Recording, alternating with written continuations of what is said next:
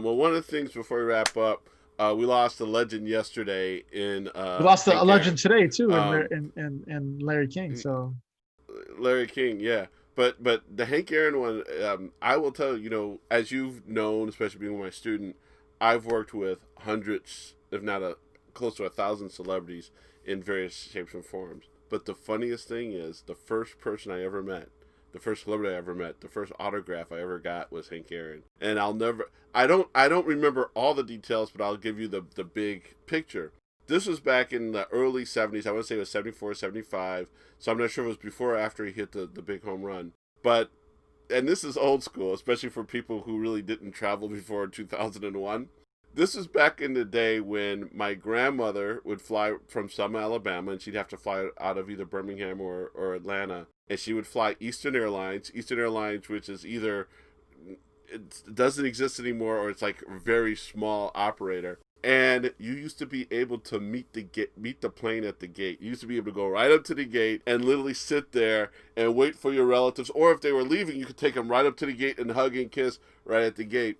And I don't know if he came in on her flight or flew out, and I'm not sure if, I don't remember that element. I just remember it was, we were at the gate, so I'm not sure if they were on the same plane or on different planes.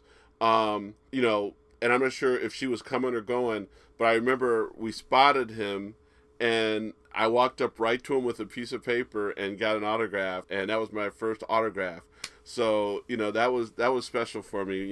He had always been my favorite because he was my first ever celebrity I met, and I obviously at 5 years old or however old, I never knew I'd go on to work with tons of celebrities. But the other interesting thing is that I'm very good friends with the woman who is either the director or vice president of communications for Atlanta Braves. And so I reached out to her, immediately just to, give my condolences, because as with legends, same with Ernie Banks, those guys are members of the organization for life.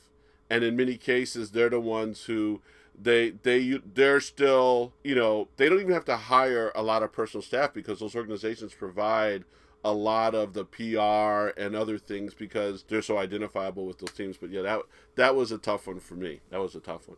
yeah, Hank is. Look, I grew up playing baseball. I'm a big, big, big baseball guy. We can argue the GOAT all the time, and I don't think his name gets mentioned enough.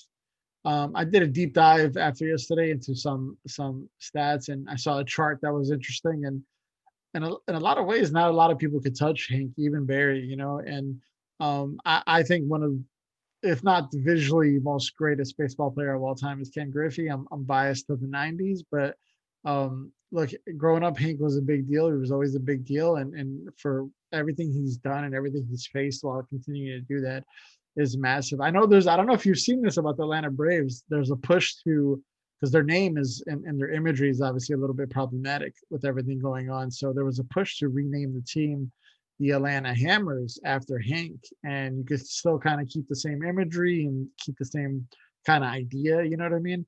But to rename it after Hank and something, get away from the problem of the Brave and that whole imagery. So I wonder if that happens.